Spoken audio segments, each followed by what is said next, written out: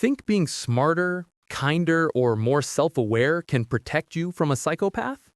It won't, because they study you. They observe how you speak, how you react, how you flinch.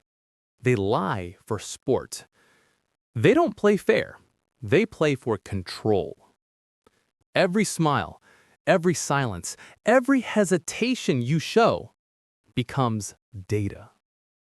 They learn what scares you, what flatters you, what keeps you from walking away. And they use it all. But here's the part they don't expect. You can flip the script. There's one move that turns their psychology against them. And once you understand it, their power starts to fade. Let's start there. Strategy 1. The boredom weapon. Psychopaths crave stimulation. Drama is their oxygen. They feed on reactions, fear, anger, excitement. It doesn't matter as long as it's energy. So what happens when you stop giving it to them? They suffocate. This is strategic boredom, the quiet weapon most people never use. When they provoke you, don't fight, don't defend, don't explain. Answer in the same calm tone every single time. Oh, I see. That's interesting. Noted. No emotion, no spark, just neutrality. Because when you become predictable, you become dull. And when you're dull, you stop being useful.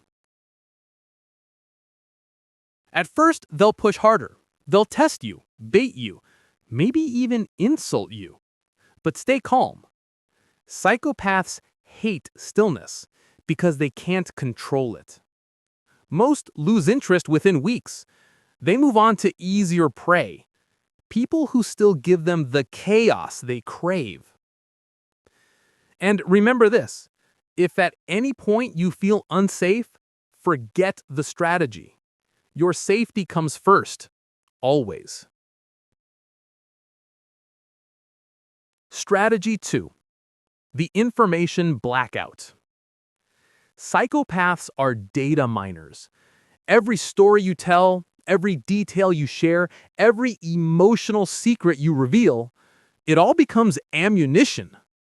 They build a psychological blueprint of you, piece by piece. What makes you proud? What makes you scared? Who you love? Who you'd protect? That's why your defense isn't confrontation. It's silence, or at least surface-level noise. When they ask personal questions, keep your answers flat and vague. Same as usual. Nothing new. All good. You're not being cold. You're refusing to arm them. If they push for details, redirect. Ask them a question. They'll take the bait, because psychopaths love hearing themselves talk. Lock down your digital life. No emotional posts, no breadcrumbs for them to follow. Every emotion you share online becomes a map to your weaknesses. Without information, their control loses precision. And when manipulation loses precision, it loses power. Strategy 3. The mirror deflection. Psychopaths are masters of emotional manipulation. They study your tone, your eyes, your breathing. They predict your next move before you make it. So what happens when you stop playing by their emotional rules? This is mirror deflection, using their own tactics against them. Not to hurt, but to disarm. When they provoke you, you're too sensitive. Why are you overreacting? You respond with curiosity instead of emotion. That's an interesting perspective. What made you say that? It sounds small, but it changes everything because it forces them to explain themselves, something they hate doing. They want emotional chaos, not logical questions. When you mirror their calm detachment, when you stop feeding the fire, their control unravels. If they're cold, you become colder. If they're fake charming, you respond with polite distance. You hold steady. They can't handle steady. Steady feels like power they can't touch. And when they flatter you, "You're amazing. I've never met anyone like you." Don't melt. Don't feed the illusion. Just see it for what it is. A tactic. "You seem to want me to feel good about myself. What do you need?" Charm dies in the face of awareness. And awareness is your mirror. Strategy 4. The social witness strategy. Psychopaths thrive in the dark. Private conversations, closed doors, whispered phone calls. No witnesses, no records, no proof. But when the light hits them, they change. Research shows that even the most manipulative personalities alter their behavior the moment they know they're being watched. Why? Because their real addiction isn't chaos, it's reputation. They build entire identities on being admired, trusted, charming. Exposure threatens that image. So bring witnesses into the room. Open meetings, group calls. Never meet alone if you can avoid it. If it's work-related, send follow-up emails. As we discussed today, you agreed to. That one sentence transforms chaos into record, and written proof destroys their ability to rewrite the past, their favorite trick. Because here's the secret. Psychopaths don't fear truth. They fear exposure. They survive in secrecy. You win with visibility. In their world, light is lethal. Strategy 5. Expectation inversion. Psychopaths don't read minds. They read patterns. They study your reactions until they can choreograph them. Anger, sadness, jealousy, compliance. Every emotion becomes predictable. So the fifth strategy is to break the pattern. Expectation inversion. If they expect you to be angry, get curious. If they expect you to be hurt, get analytical. If they expect you to argue, agree, then change the subject. Every unpredictable response short-circuits their system. When they try to make you jealous, you show joy for others. When they try to make you insecure, you respond with quiet confidence. If they go loud, you go calm. If they go cold, you stay warm, steady, unshaken. And most powerful of all, time. Don't reply right away. Delay breaks their rhythm. They can't tell if their manipulation worked, and that drives them mad. Because psychopaths crave one thing above all: control. When they can't predict you, they can't plan you. And when they can't plan you, they lose interest. Stay calm, stay kind, stay unpredictable. Strategy 6. The Resource Protection Protocol. To a psychopath, people aren't people. They're resources.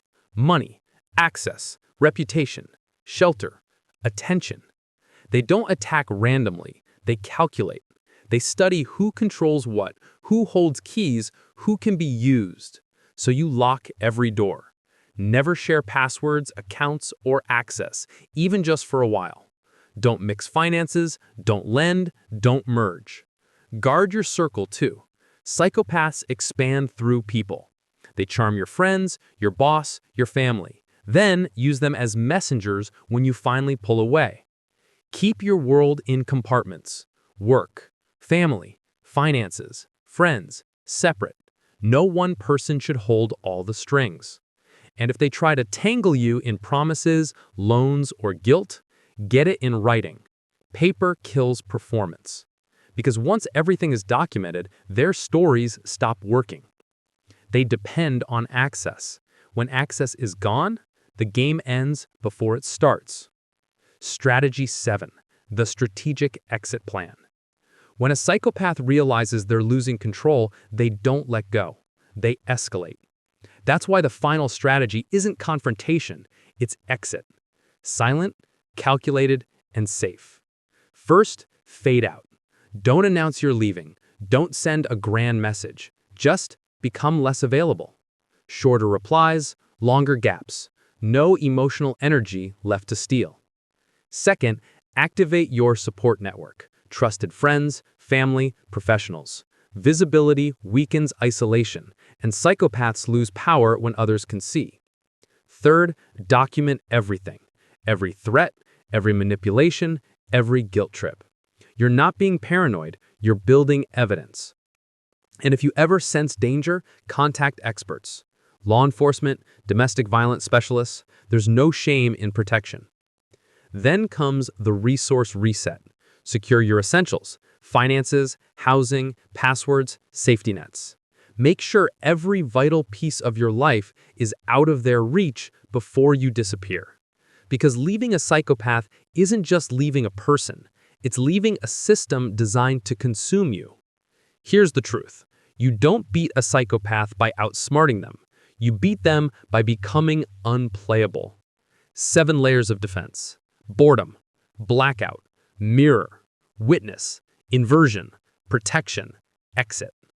Each one shuts a door, and when every door is locked, there's nowhere left for manipulation to enter.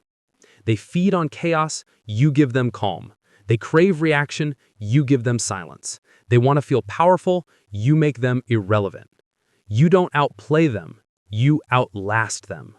Unmoved, unshaken, untouchable. And when their mask finally cracks, you're already free.